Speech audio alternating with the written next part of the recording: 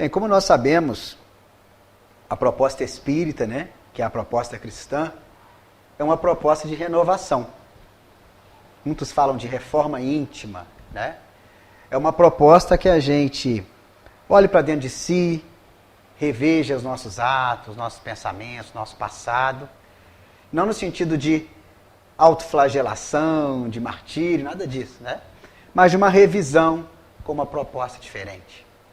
Há um capítulo muito importante, capítulo 17 do Evangelho segundo o Espiritismo, né? Que tem por título Sede Perfeitos, que é esse convite que Jesus nos faz. E ali há uma frase que ficou muito famosa, né, no meio espírita, e ela é fantástica mesmo, né? Quando o texto vai nos dizer que reconhece o verdadeiro espírita pela sua transformação moral e pelo esforço que ele faz para domar as suas más tendências, né, para vencer suas más inclinações, aí depende da tradução. Ou seja, uma proposta de transformação que contempla, claro, o quê? Um esforço da nossa parte. Naturalmente, a gente tem Jesus como figura central, como exemplo máximo. Aquele Jesus que deixou nos evangelhos vários momentos, né, vamos dizer assim, vários exemplos de atitude nas mais diversas situações. Esse é o nosso farol, essa é a nossa direção. Mas é importante também para nós, né, nesse processo, a gente observar aqueles espíritos que também traçaram, né, o bom combate, nós vamos falar desse que falou essa frase aí, né? Desses espíritos que vivenciaram a experiência, que se esforçaram, que estão mais próximos de nós, evolutivamente falando, né? A gente tem vários aí, né? A gente tem Maria de Magdala, a gente tem Francisco de Assis, a gente tem Santo Agostinho, e a gente tem a figura, que vai ser de destaque aqui na nossa conversa, que é a figura de Paulo de Tarso, o São Paulo da igreja, o Paulo das cartas, né? E essa figura que se tornaria, ainda receberia mais destaque ainda no movimento espírita, né? A partir dessa obra aqui, nós vamos falar muito dela, que é a obra Paulo e Estevão, né? Do Espírito Emmanuel, pela mediunidade de Chico Xavier. Então essa figura que evolutivamente se aproxima de nós, né? Ainda que, claro, esteja bons passos à frente, ela deixou para nós uma história, uma experiência que é extremamente motivadora para esse nosso esforço de luta, né, de regeneração. Paulo, como nós conhecemos, né, inclusive eu vou falar dele aqui, o trecho da história que nós vamos trabalhar, ele ainda com o nome antigo dele de Saulo, né? Mas nós estamos falando da mesma pessoa. O Paulo, né, Paulo de Tarso, como eu comentei com vocês, ele tem uma história muito famosa, eu vou falar brevemente aqui para vocês, né? Porque ele, que tem a sua idade, até próxima à idade que teria Jesus, se ainda tivesse encarnado quando ele teve contato com o cristianismo, né? Mas Paulo, então, ao ter contato com o cristianismo, com aquele grupo inicial, com a mensagem cristã, ele que era um fariseu, um líder religioso ali, né, do mundo da religiosidade judaica, ele interpreta inicialmente, e eu estou resumindo muito, a proposta de Jesus como um equívoco. Então ele tem contato ali com os discípulos, né, com a Casa do Caminho, ali primeira assembleia, comunidade cristã instituída, né? E quando ele vai ter contato com Estevão, mas também com outros ali trabalhadores, ele vai ter uma sensação inicial de que aquilo era um problema, que aquilo ali era contrário à lei de Moisés, e ele vai se tornar um grande combatedor daquilo, o primeiro perseguidor dos cristãos. Olha que coisa interessante. Mas nós estamos falando desse cara? Exatamente, porque ele, por uma sequência de experiências, né, de aprendizados, de erros, inclusive, ele vai ter um clímax que é um encontro com Jesus. Jesus já desencarnado, em espírito, né? Ele tem aquele famoso encontro com Jesus, em que ele se surpreende ao perceber que estava equivocado o tempo todo. Aquele de quem falavam, né, que seria o Messias, o Salvador, efetivamente era Jesus, que aparecia para ele ali, fazia a famosa pergunta, né, Paulo, Saulo, né, por que me persegues? E ouviria, por sua vez, de Paulo, eu já vou chamar de Paulo, tá, gente, ainda que fosse Saulo, ouviria dele aquela outra pergunta, né, que significaria a sua entrega, a sua mudança de propósito, né, Senhor, que queres que eu faça? E a partir daí, né, ele teria uma trajetória fantástica. De grande perseguidor que havia sido, se tornaria o grande, talvez o maior divulgador do cristianismo, naquele primeiro momento, né, da antiguidade E aí viria a escrever as famosas cartas, né? E ao mesmo tempo que as famosas viagens. Estou trazendo aqui alguns pontos que são marcos, né? Da compreensão, da lembrança que a gente tem dessa figura. Então, as grandes viagens de divulgação, de evangelização, e as cartas, né? Enviadas às diversas comunidades, umas que ele havia fundado, outras que ele havia conhecido. Mas o objetivo nosso aqui não é tratar, claro, da vida toda de Paulo, não daria nem tempo. É tratar de um recorte da história dele, que começa logo após aquele encontro com Jesus, que nós falamos aqui, em Jesus em Espírito, né? E vai até as suas primeiras, vamos dizer assim, tentativas de pregação, os seus primeiros estudos e reflexões. Então é pegar esse pequeno recorte, porque nele a gente vai encontrar grandes ensinamentos. Eu vou me permitir, inclusive, ler alguns trechinhos aqui da obra Paulo Estevam, né? Para a gente ir estudando e desenvolvendo um pouco mais. Mas olha que interessante. O que acontece então? Ele está fazendo uma viagem de Jerusalém a Damasco para perseguir determinado cristão, chamado Ananias. Então ele reúne 2 homens que vão com ele, consegue cavalo, né, se programa todo, recursos, e se dirige à cidade de Damasco, bem ao norte ali de Jerusalém. E aí, nesse caminho, é que ele tem a famosa visão que nós narramos aqui, o famoso encontro com Jesus. E quando ele tem esse encontro, quando Jesus deixa de estar visível para ele vai se ver inicialmente cego. Olha o simbolismo disso. É o Paulo que sempre via tudo, que sempre sabia de tudo, que agora se vê cego. Se vê desesperado. Não sabe o que fazer. Começa a depender daqueles que estavam com ele, que hierarquicamente estavam abaixo dele. Que até pouco tempo atrás não receberiam muito valor por parte dele. Mas se vê inicialmente dependente daqueles homens que viajavam com ele. E ele é conduzido então até Damasco, tateando ali, dependente. Se lembra que tinha um amigo ali, Sadoque, fariseu como ele, liderança, né, como ele, religiosa, e pede para aquele companheiro que está com ele buscar Sadoque e dizer, olha, seu amigo Saulo, eu vou confundir Paulo e Saulo aqui, tá? Seu amigo Saulo está precisando de ajuda. E aí Paulo vai ter a sua primeira decepção. Porque ele vai perceber que aquele amigo dele, Sadoque, que antes era um grande amigo dele, agora que descobre que o seu antigo companheiro fariseu aceitava Jesus como Messias, não quer mais encontrá-lo. Não quer mais recebê-lo. E ele se vê na situação de desespero, perdido, sem saber o que fazer, sozinho, numa estalagem simples. Sem até mesmo aquele companheiro que havia viajado com ele, porque esse tinha que voltar para Jerusalém. E Paulo então tem ali 3 dias de profunda reflexão. Agora olha o simbolismo disso, gente. Esse primeiro momento é o momento muitas vezes da nossa transformação, ou das nossas várias transformações da vida. Momentos em que nós percebemos que estávamos em erro até aquele ponto. Momentos em que sofremos com as nossas próprias dificuldades. Muitas vezes nos vemos assim, perdidos, desesperados, sem saber o que fazer, cegos. Mas quando nos esforçamos, quando confiamos, como Paulo fez, essa cegueira se torna a verdadeira visão. Olha que paradoxo. Porque é na cegueira que ele começa a ver a si mesmo, que ele começa a olhar para si mesmo aqueles 3 dias sozinho. Até que enfim chega até ele, olha quem? Aquele a quem ele queria prender. O próprio Ananias. Enviado pelo próprio Jesus em Espírito a encontrar com ele. É Ananias quem vai encontrar Paulo ali sozinho. É Ananias quem vai curar a cegueira daquele homem. E ele vai perceber que via, não mais apenas isso aqui que nós estamos vendo, não. Que ele via muito mais. Que ele via um campo de possibilidades na frente dele. E ele vai chorar, ele vai desabafar, ele vai ser consolado por Ananias.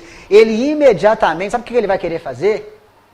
Procurar a sinagoga, procurar os judeus de Damasco para falar que ele estava errado o tempo todo. E que eles deveriam aceitar Jesus como Messias. Ananias vai falar com ele. Segura um pouco, Paulo. Não, eu quero agora. É a sede, olha que interessante. Muitas vezes nós somos assim. né? Quando descobrimos um caminho, temos toda aquela boa vontade de querer mudar, de querer fazer diferente. Mas será que a gente pode, assim, de repente, querer resolver as coisas? Será que de uma hora para outra a gente sai do erro e se torna santo? Não. Mas Paulo não tinha entendido isso ainda. E ele vai até a sinagoga de Damasco. E ali ele vai falar, e Sadoc estava lá. E ali ele vai ser pela primeira de muitas vezes, humilhado, ridicularizado, agredido. E ele vai voltar para Ananias, triste. Porque ele queria falar de Jesus, os outros não queriam ouvir. Ele não estava se lembrando que ele, há poucos dias atrás, pensava da mesma forma. Olha como é que nós somos, muitas vezes. E aí ele vai receber de Ananias uma orientação muito interessante. Que eu vou ler para vocês esse trechinho. E aí, só para não me esquecer também, né? Falamos que é a nossa obra de referência principal na conversa de hoje. Mas no nosso recorte, particularmente, trechos de 2 capítulos da segunda parte. São 2 partes, né? Capítulo 1 e capítulo 2. Primeira parte, rumo ao deserto, que até inspira o título da nossa conversa aqui, que é o Deserto de Paulo. E a segunda, que é o Tecelão, o segundo capítulo. Tá? Mas nesse primeiro capítulo, olha que interessante. Quando Paulo volta para Ananias, triste, né? Olha o que Ananias vai dizer para ele. Ele fala assim, olha, eu queria pregar, eu queria falar, mas eles não querem saber de mim. Sim, explicava o ancião paciente.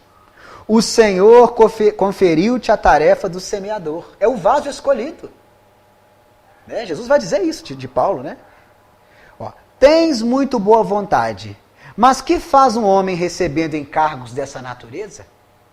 Antes de tudo, procura ajuntar as sementes no seu mealheiro particular, para que o esforço seja profícuo, para que dê certo.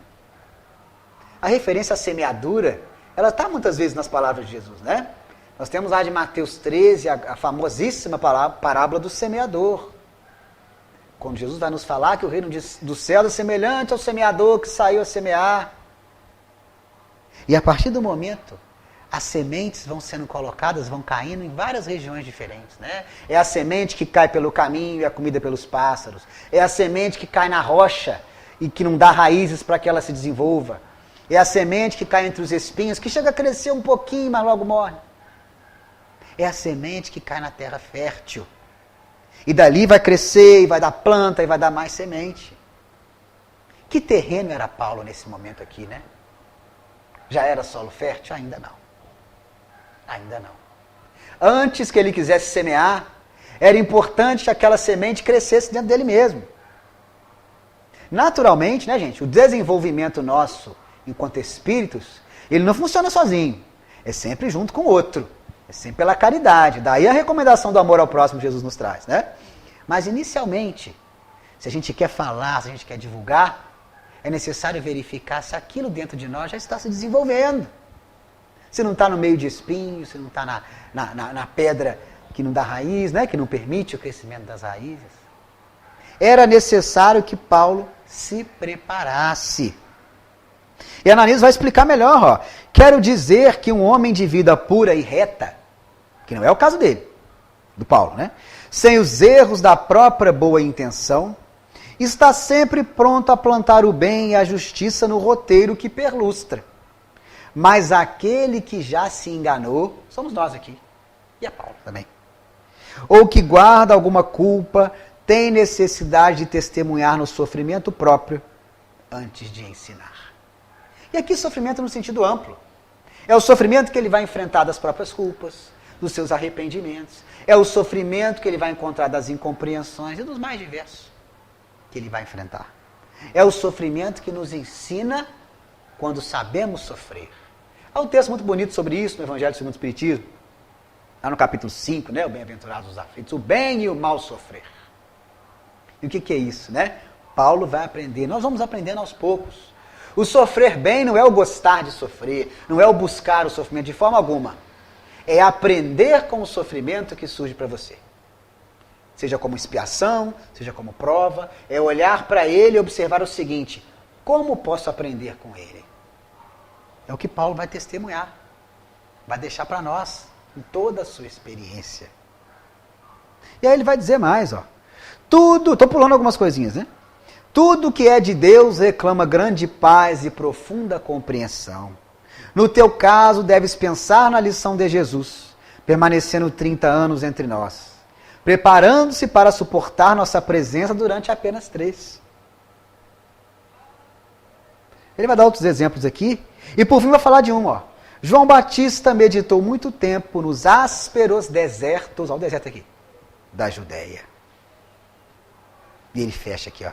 Quando hajas sofrido mais, terás apurada a compreensão dos homens e das coisas.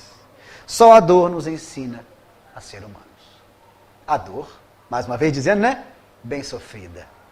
Aquela que nós sabemos enfrentar com resignação para aprender com ela.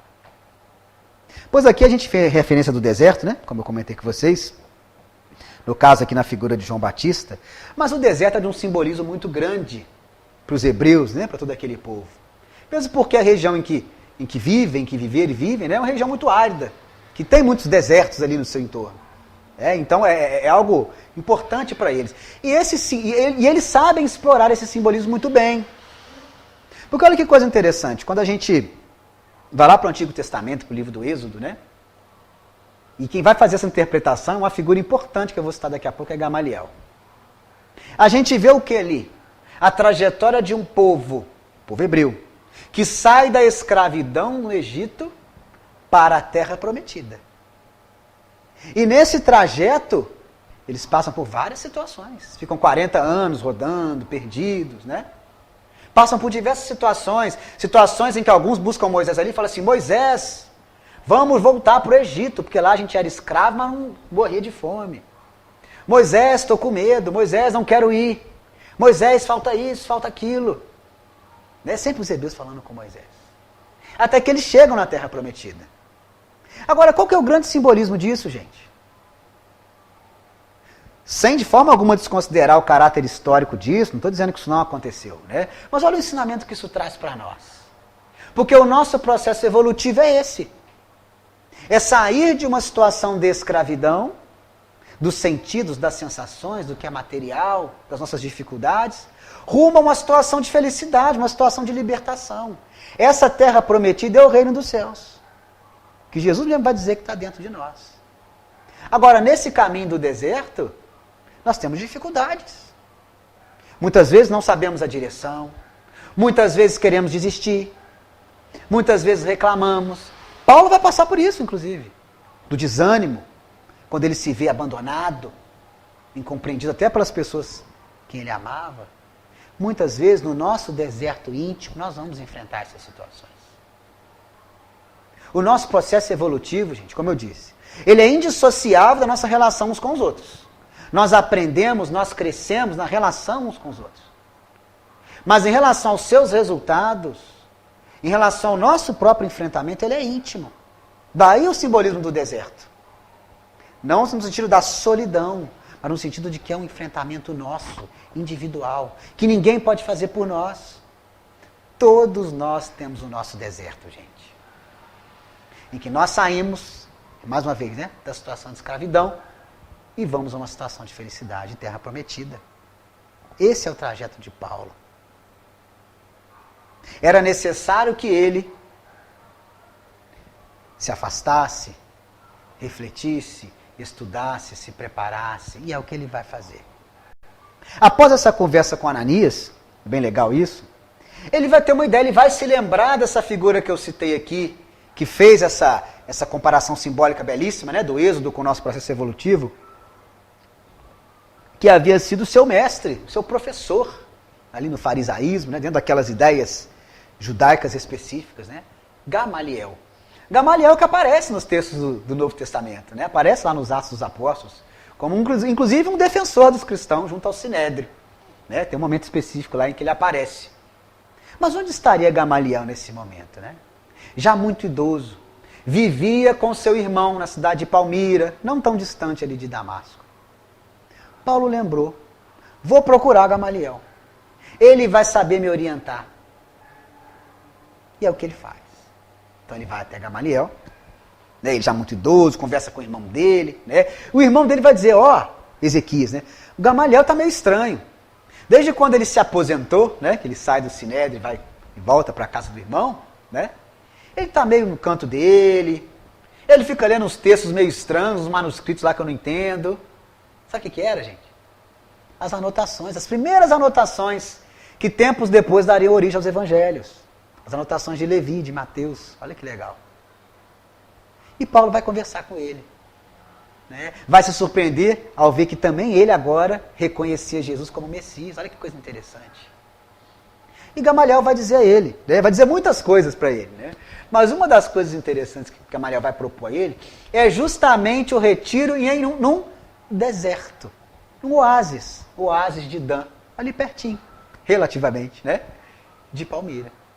Ali Paulo poderia viver com um casal, Áquila e Prisca, dois personagens importantíssimos na trajetória de Paulo. Né? Muito citados nas cartas, né, lá no Novo Testamento, muito citados aqui também no Paulo Estevam. Mas Paulo não conhecia eles ainda não. Gamaliel falou, você não é um tecelão? Você não aprendeu a arte da tecelagem com seu pai? Você vai voltar a ser tecelão. E olha que legal, né? Paulo que não dependia mais disso. Até aquele momento era um homem de destaque, uma liderança. Se vestia com as melhores roupas, era respeitado por todos ali. Voltaria a ser um humilde tecelão. E Paulo aceita. Eu quero isso mesmo. Você vai então viver um tempo com esse casal de tecelões como você. Você vai viver com eles. Fica lá meditando. Aí Gamaliel entrega para ele alguns escritos, né, que eram também essas anotações de Levi, que dariam origem aos evangelhos. Toma isso aqui que eu tenho, leva com você, fica estudando.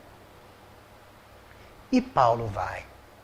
O antigo perseguidor dos cristãos, por meio de quem muitos problemas haviam ocorrido, vai partir agora para viver no deserto. Olha que legal, de novo o deserto aí. Para meditar, para refletir, para estudar, para traçar projetos para o futuro. E é isso que ele faz. Só uma coisa interessante para eu não me esquecer, recomendar um filme para vocês, que é um filme não espírita, né? Mas se chama Paulo, o Apóstolo de Cristo. Não sei se vocês viram. Até um tempo atrás estava na Netflix. Já viu, Ezana? Já viu? Até um tempo atrás estava no Netflix. Assistam. Inclusive, eu lembro dele porque Áquila e Prisca estão no filme também. Viu, né? Muito legal, porque tem Paulo, tem Lucas, e tem o Áquila e tem a Prisca, ou Priscila, né? Prisca é meio um apelido da Priscila, né? Esposa do Áquila. Então tem lá.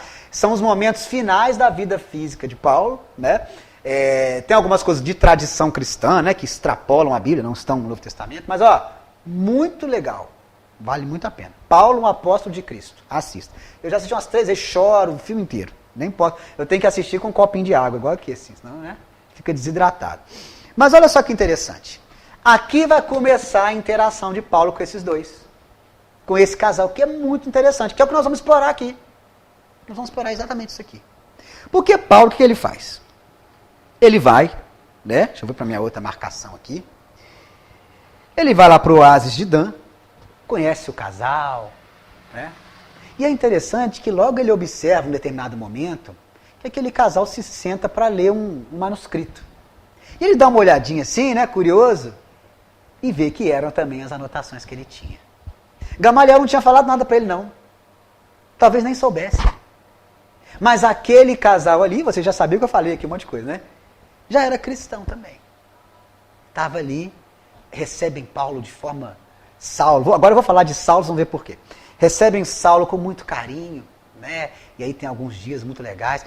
Mas logo surge um diálogo interessantíssimo, que eu vou ler para vocês aqui. Conversa vai, conversa vem. O Áquila vira para ele e fala assim: chegaste a conhecer Saulo de Tarso? Ué.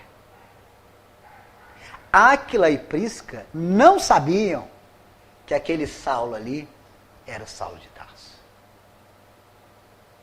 E na inocência deles, olha que interessante, vão perguntar para ele: você conheceu o Saulo de Tarso? O célebre inimigo de Jesus tem um nome igual ao teu. Aí vocês imaginam a reação do Saulo. Ele ali, né? E aí ele pensa assim, olha o que o texto diz, Emmanuel diz para nós. Ó. O ex-rabino, Saulo, né, considerou que seria melhor seguir à risca o conselho de Gamaliel. Era preferível ocultar-se, experimentar a reprovação justa do seu passado condenável, humilhar-se ante o juízo dos outros, por mais implacáveis que fossem. Até que os irmãos do caminho, os cristãos, né, lhe comprovassem plenamente a fidelidade do testemunho. E o que vocês acham que o Saulo falou então? Ele disse assim para ele: conheci-o, replicou vagamente. Pois bem, prosseguia Áquila, iniciando a narração das suas vicissitudes, dos seus sofrimentos, dos seus problemas. Né? Ó, é bem possível que pela tua passagem em Damasco e Palmira, não tivesses conhecimento perfeito dos martírios que o famoso doutor da lei nos impôs, muitas vezes arbitrariamente. Talvez o próprio Saulo, segundo creio, não pudesse saber as atrocidades cometidas pelos homens inescrupulosos que tinha às suas ordens. Porque as perseguições foram de tal natureza que, como irmão do caminho, cristão, não posso admitir que um rabino educado pudesse assumir a responsabilidade pessoal de tantos feitos iníquos. E Saulo está escutando isso. Agora, olha a grande pergunta que é feita aqui, que é feita para nós. Chegaste a conhecer Saulo de Tarso? É a pergunta que a gente tem que fazer para si mesmo. Que é feita para ele. E ele, na hora, se perguntou: quem sou eu? Quem somos nós? Quais as minhas virtudes? Quais as minhas dificuldades? O que eu tenho que melhorar, o que eu não tenho? Quem somos nós? Essa é a grande pergunta. É a grande pergunta, é o centro aqui da nossa conversa, é isso. É a questão tão explorada pelo movimento espírita, com razão, do autoconhecimento. Porque Saulo vai dizer, conheci-o vagamente, porque é verdade. Ele se conhecia muito pouco. E naquela conversa, naquele desabafo do Áquila, ele vai começar a perceber o que ele tinha causado. Um sofrimento muito maior do que ele havia imaginado. O próprio Áquila reconhece que talvez o próprio Saulo não soubesse o que derivou da perseguição inicial dele lá com os primeiros cristãos, lá com Estevão, com Simão Pedro. Olha que interessante. Porque a gente tem a famosa questão, né? Falei aqui do autoconhecimento, a famosa questão 919, lá do Livro dos Espíritos, né? Em que Allan Kardec pergunta: qual o meio prático mais eficaz que a gente tem de identificar as nossas más tendências, de combater essas más tendências, de se melhorar nessa vida? E aí os Espíritos vão dizer para ele: um sábio da antiguidade já disse, conhece-te a ti mesmo. É isso aqui. É isso aqui que acontece com ele. E aí Allan Kardec vai desdobrar essa pergunta, graças a Deus, né? No item A dela, vai perguntar assim: tá, tudo bem, mas como é que faz isso? Essa é a grande questão. Isso é o que Paulo vai tentar fazer nesses 3 anos, para começar, né? Porque no resto da vida dele também, como todos nós. Como é que faz isso? E ele começa a fazer isso agora.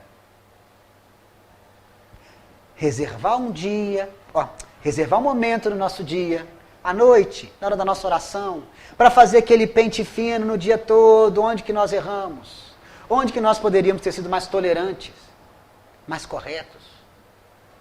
É o que ele fazia nesses 3 anos. E para o dia seguinte se propôs o quê? A perfeição? Não. Ser melhor do que fui hoje. Esse é o desafio de Paulo. Ele olha para dentro dele mesmo e ele vê uma outra recomendação. E essa resposta é interessante, que ela é assinada pelo Espírito Santo Agostinho, que também tem uma história de transformação fantástica, né? E vai dizer para ele o seguinte: e quando você tiver dúvida se a sua atitude é certa ou não é certa, coloque-se no lugar do outro, que foi a sua vítima, entre aspas. É Paulo fazendo isso agora aqui, ouvindo o desabafo de Áquila, ouvindo informações sobre ele mesmo, ou consequências das atitudes dele mesmo que ele nem conhecia. Somos nós, gente, no nosso deserto, percebe? Isso aqui tem um simbolismo muito grande. Ele olha para trás, ele vê o seu passado de intolerância, ele vê o seu passado de radicalismo, que a própria lei de Moisés condenaria. Ele vai reconhecer isso depois.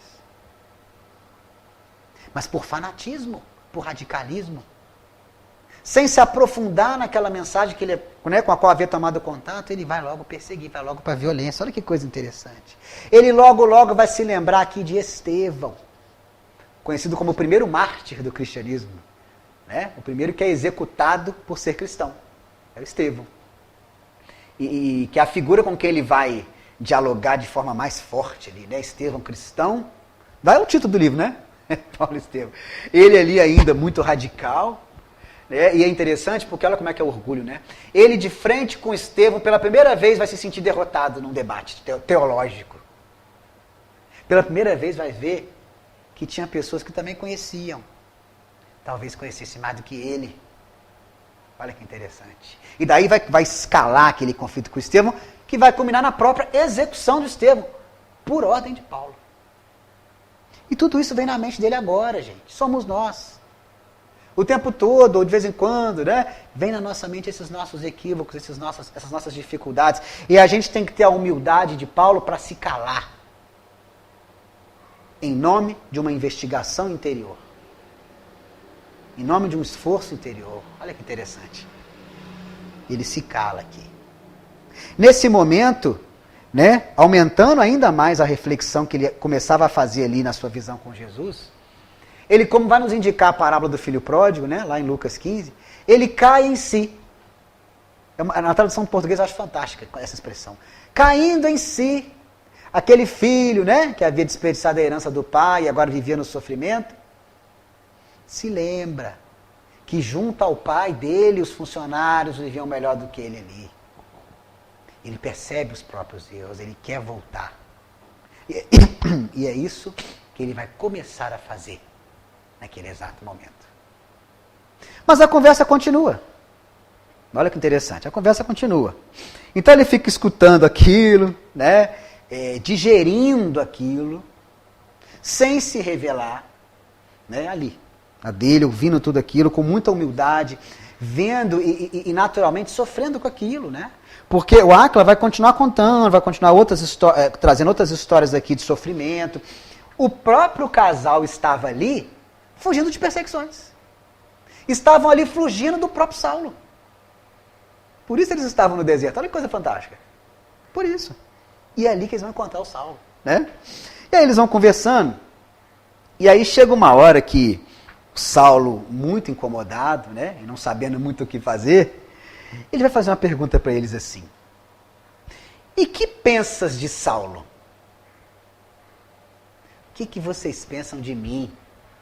Sem que ele soubesse que era ele, né? E aí, ó, olha o que Emmanuel vai dizer para nós. Longe de saber com quem permutava as ideias mais íntimas, Áquila respondeu sem titubear: o Evangelho manda considerá-lo irmão extremamente necessitado da luz de Jesus Cristo. Nunca o vi. Deu para perceber, né? Mas temendo as iniquidades, as injustiças praticadas em Jerusalém, que eu falei com vocês, ó, aqui vim parar em fuga precipitada e tenho orado a Deus por ele. Não é possível. Esperando que um raio do céu o esclareça. Deu, né? Não tanto por mim, que nada valho, mas por causa de Pedro, que considero um segundo pai muito querido. Acredito que se operariam maravilhas se a igreja do caminho pudesse trabalhar livremente, porque naquele momento era perseguida, né? Julgo que os apóstolos galileus são dignos de um campo sem espinhos para a sementeira de Jesus. Nesse ponto ele está enganado, né? Porque o campo seria de muitos espinhos aos olhos da terra. Dirigindo-se à esposa, enquanto o moço de Tarso silenciava, o tecelão exclamava com interesse: lembras-te, Prisca, como se exorava, né, se pedia, pelo perseguidor nas preces íntimas da igreja? Muitas vezes, para esclarecer nosso espírito fraco no perdão, Pedro nos ensinava a considerar o implacável rabino como um irmão que as violências obscureciam. Para que nossos ressentimentos mais vivos se desfizessem, historiava o seu passado, dizendo que também ele, por ignorância, chegara a negar o mestre mais de uma vez. Conhecemos a história de Pedro, né? Salientava nossas fraquezas humanas, induzia-nos a melhor compreensão.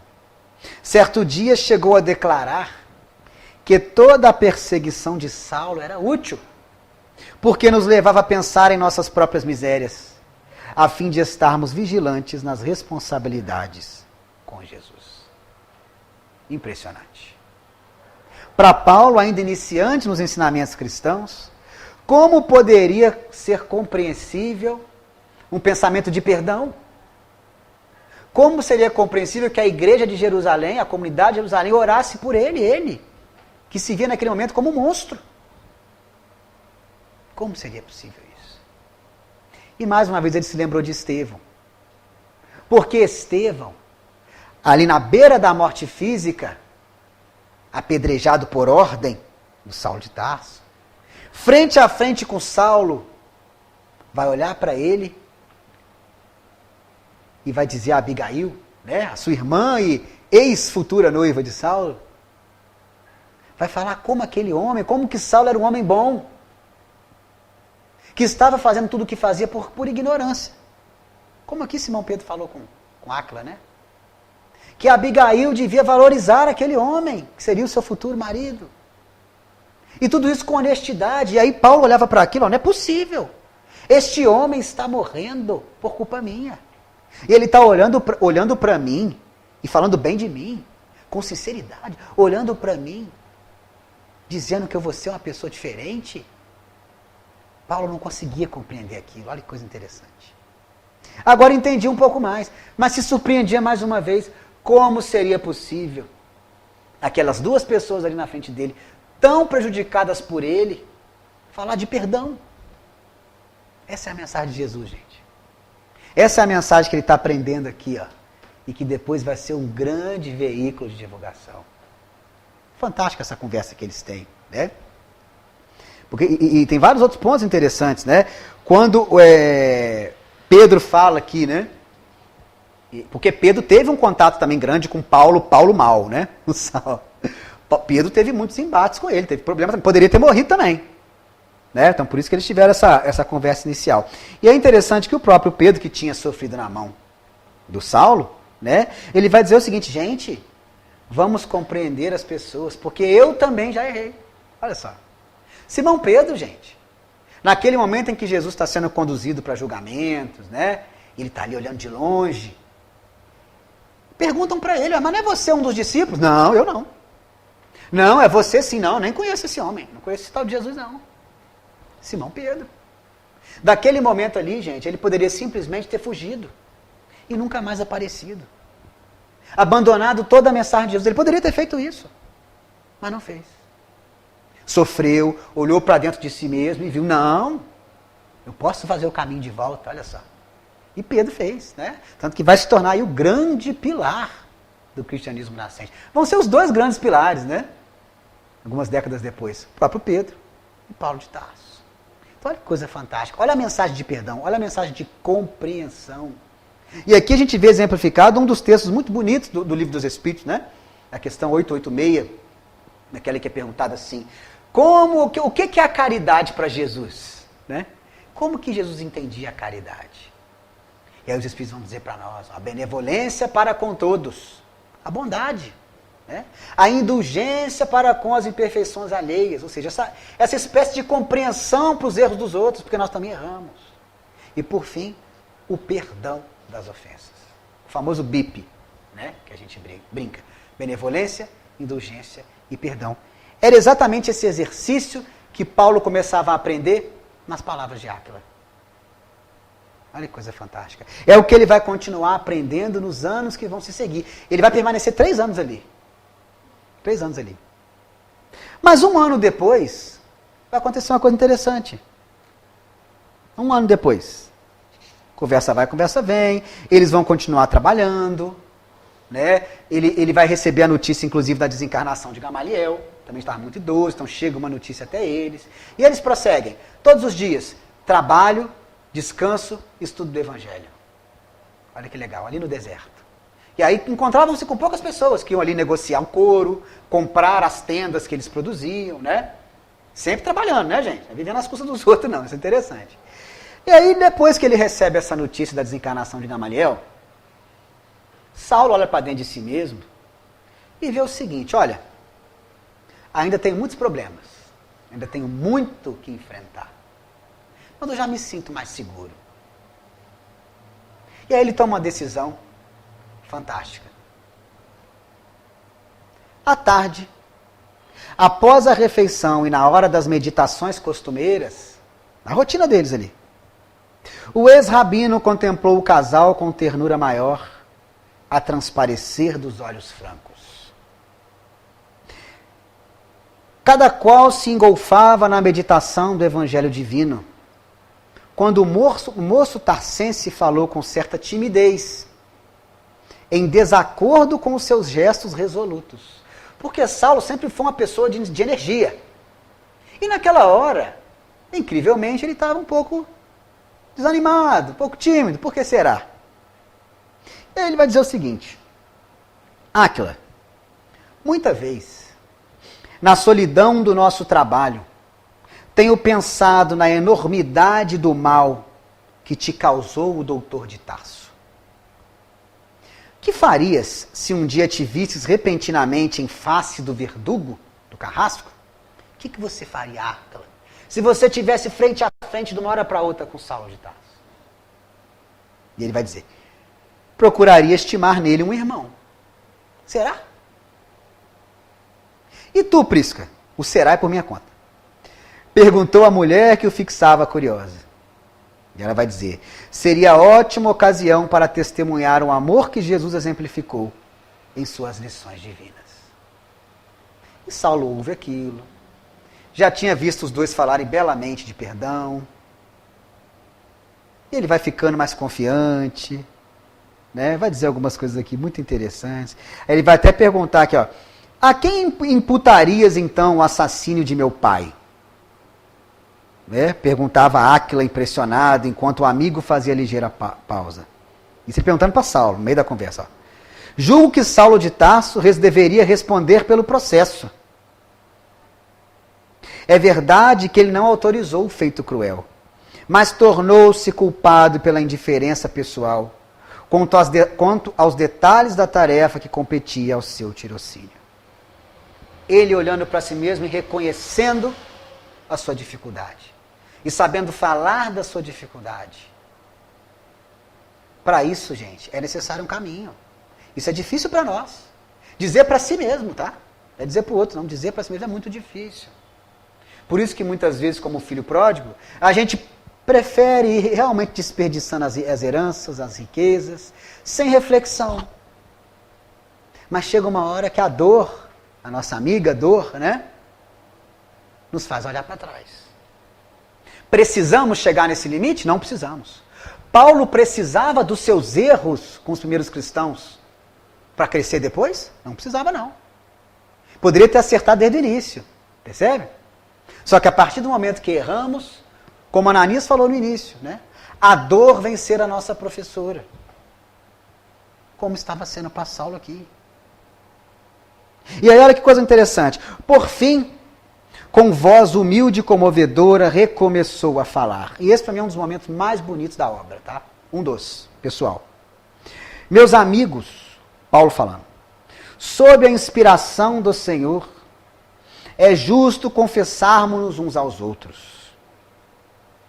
Minhas mãos calejadas no trabalho, meu esforço por bem aprender as virtudes da fé, que ambos têm exemplificado a meus olhos, devem ser um atestado da minha renovação espiritual.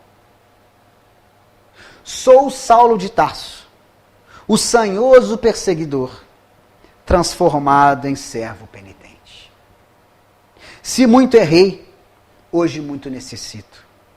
Na sua misericórdia, Jesus rasgou a túnica miserável das minhas ilusões. Os sofrimentos regeneradores chegaram ao meu coração, lavando-o com lágrimas dolorosas. Perdi tudo que significava honrarias e valores do mundo, por tomar a cruz salvadora e seguir o Mestre na trilha da redenção espiritual. Que ele está parafraseando o próprio Jesus, né? Tomar a sua cruz e seguir. É verdade que ainda não pude abraçar-me ao madeiro, a cruz, né? das lutas construtivas e santificantes, mas persevero no esforço de negar-me a mim mesmo, desprezando o passado de iniquidades, para merecer a cruz da minha ascese, da minha subida para Deus. E qual não foi a reação do casal? Né? Naturalmente se assustaram, se surpreenderam, mas em momento algum temeram. Em momento algum deixaram de acolher Saulo. E aí eu não vou ler mais não, porque aí fica a curiosidade para quem não leu, para conhecer a obra. Né? Porque aí eles vão continuar conversando, é muito interessante. Tem um trecho que a Prisca fala que eu acho legal, que ela fala assim, ó, logo uma página aqui à frente. Ó, se Jerusalém conheceste essa vitória do mestre, renderia graças a Deus. Ou seja, se até o Saulo agora é cristão, o mundo tem salvação. É isso que ela está dizendo aqui. Olha que legal. Até o Saulo, gente, que isso? Olha que coisa legal. Eu até fico emocionado quando eu falo dessa parte. Mas depois vocês veem, porque eles continuam conversando e é muito legal. Né? Até que termina a jornada. Né? Terminam-se os 3 anos, aí Paulo sai, eles vão se separar, né? E vão se reencontrar, como eu comentei com vocês várias vezes, em Éfeso, em Roma. Eles vão se reencontrar em vários momentos. Né? Mas o que é interessante, gente? É muita coisa interessante aqui. Né? Mas essa humildade que a gente vê desse homem extremamente orgulhoso é uma vitória fantástica. É um início de um processo de transformação, percebe? Porque a gente lê assim, é claro, natural, a gente não consegue se colocar no lugar dele. A gente pode tentar um pouquinho. E quando a gente lê a obra toda, pelo menos a primeira parte até aqui, o que a gente vai ver é esse homem extremamente orgulhoso. Ele virá para alguém, para si mesmo, mas para alguém dizer assim, olha, eu errei mesmo. Era muito difícil, gente. Será que não é para nós também não? Né? Cada um vai fazer essa reflexão aí. Você às vezes virá para alguém com quem você errou, pedir perdão, ou inicialmente dizer, olha, é verdade, eu errei. Eu estava errado. É o cair em si. O retorno, é interessante que a parábola do filho pródigo, quando o filho está lá nos porcos, né, vivendo com os porcos, né, ele decide voltar. Só que essa volta, na parábola que Jesus conta, ela é muito curta, né? Ele resolveu voltar e voltou, encontrou o pai de braços abertos. Mas essa volta é longa, gente.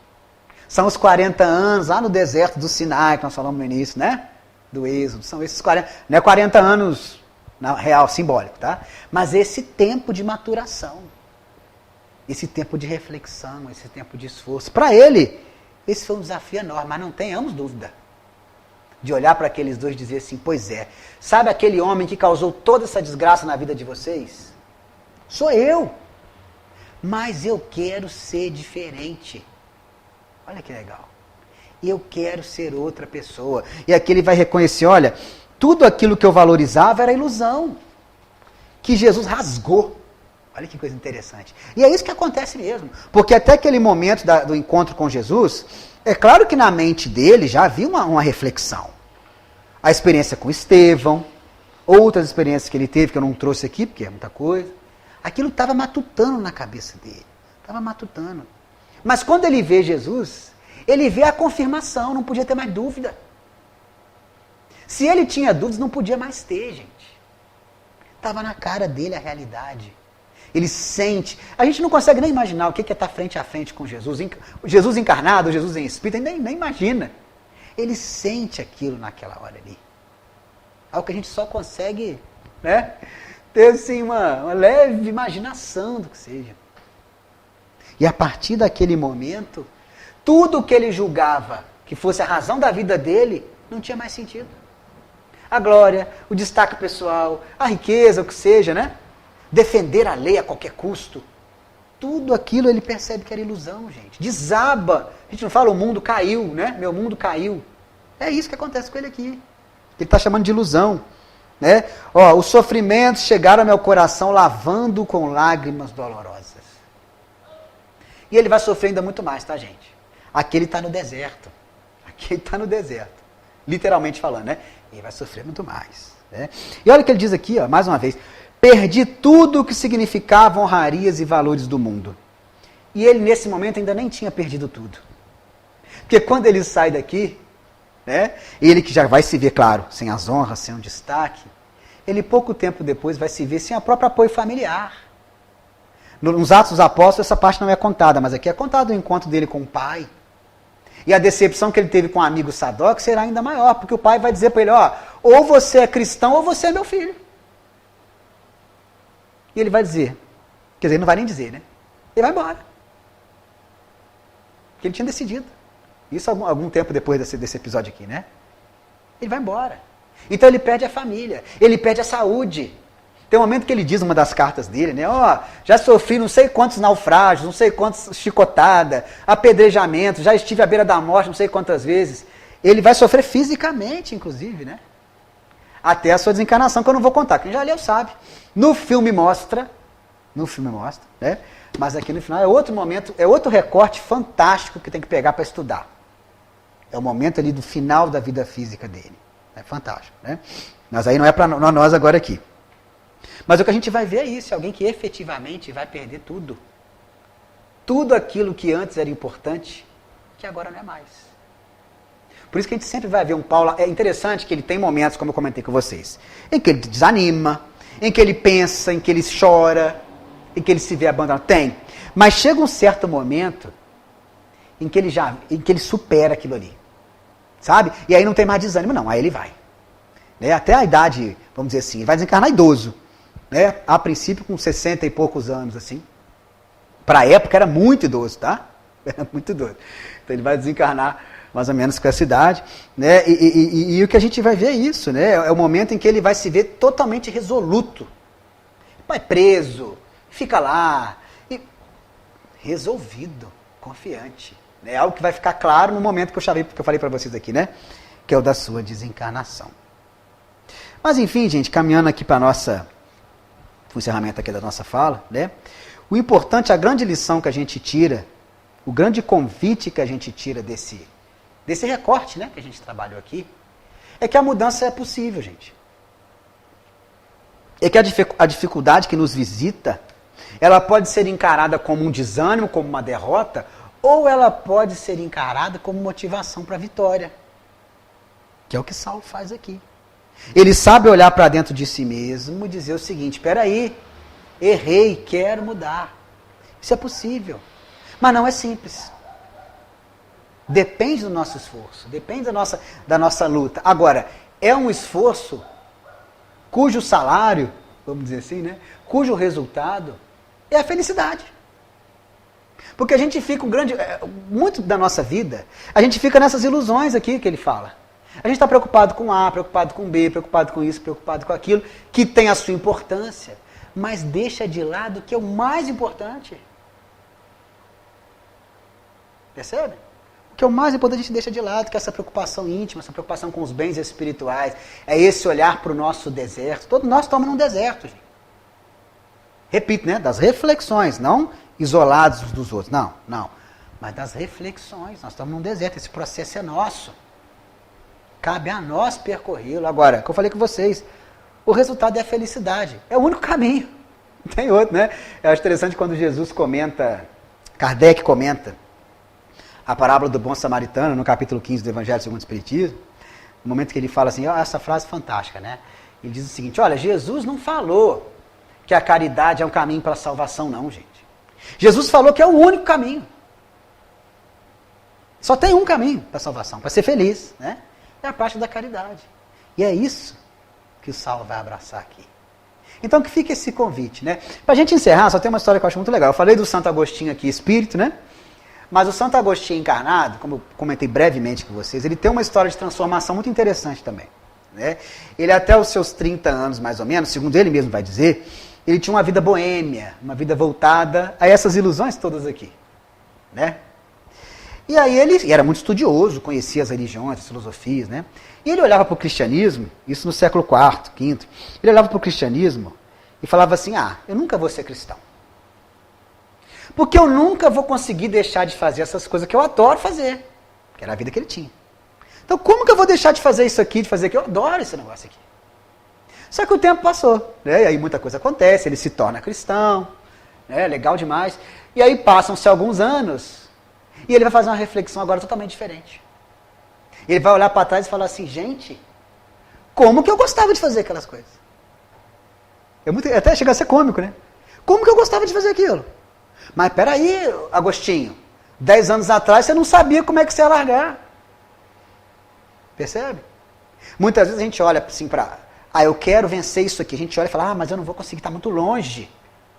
Né? A gente tem essa impressão. Mas quando a gente começa a andar, o tempo passa, a gente vence, olha para trás e fala, olha o tanto que eu andei. Essa história do Agostinho eu acho fantástica. Né? Olha o tanto que eu andei. E a gente passa por isso, né? Tenho certeza que vocês, quando olham para a infância, para a adolescência, juventude, vocês devem pensar assim, gente, tinha uns negócios que eu fazia, que eu não sei como é que eu gostava de fazer. Pois é, vai chegar um ponto em que a gente vai olhar para a nossa vida mesmo, né? Enquanto espírito, olhar para trás e falar assim, gente, olha como que eu fazia umas coisas estranhas. Que bom, superei. Nem sei como é que eu gostava daquilo, né? Então nós vamos chegar lá, gente. Vamos seguir esses exemplos. Maria de Magdala, Santo Agostinho, e no nosso caso aqui, né, esse exemplo fantástico, que é o de Paulo de Tarso. E mais uma vez a propaganda. Quem não leu, Paulo e Estevão.